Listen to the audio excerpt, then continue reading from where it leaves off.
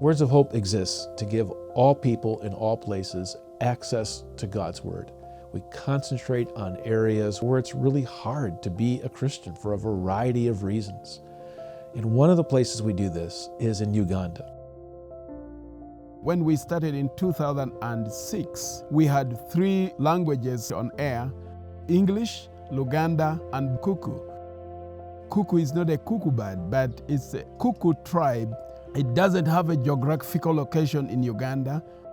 When the colonialists came, they put a boundary that now Uganda must end here. But then the boundary splits the Kuku people into 2. And because of the political challenges that came in, especially during Amin's regime, there was a lot of tribalism. Our lands were grabbed. Most of them were feeling marginalized in society. Their esteem was terribly, terribly tortured so much. And psychologically, many of them were traumatized. To this day, there are people without a real land or place to call their own. And for all these decades, they have not really been known as a people. They've had to kind of come underneath the broader Bari language, but yet they have their own Kuku version of it. And that's the language that they worship in. That's the language of their heart. And when Words of Hope started broadcasting in the Kuku language, the broadcast became a unifying factor for this culture that was just dissipating and dying away.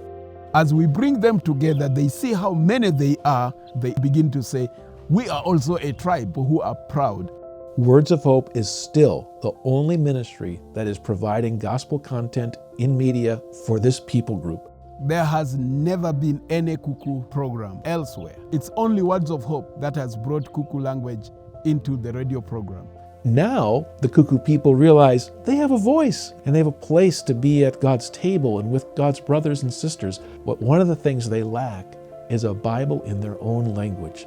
And over the last couple of years, we've become aware of an effort going on in Uganda to translate the Bible into more and more of the heart languages.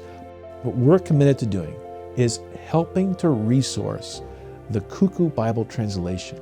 The Kuku leaders are committing to raise 15% of the total resources for this, despite their situation. Everybody is now responding with a lot of excitement. We can't wait because of the marginalization. Very few are educated, very few are earning money, but because the Kuku people love the Bible to come out, I know they will give. And our donors in North America are coming alongside, and we're going to shoulder the rest with them, and we're going to finish the job to make sure they have the New Testament in their heart language.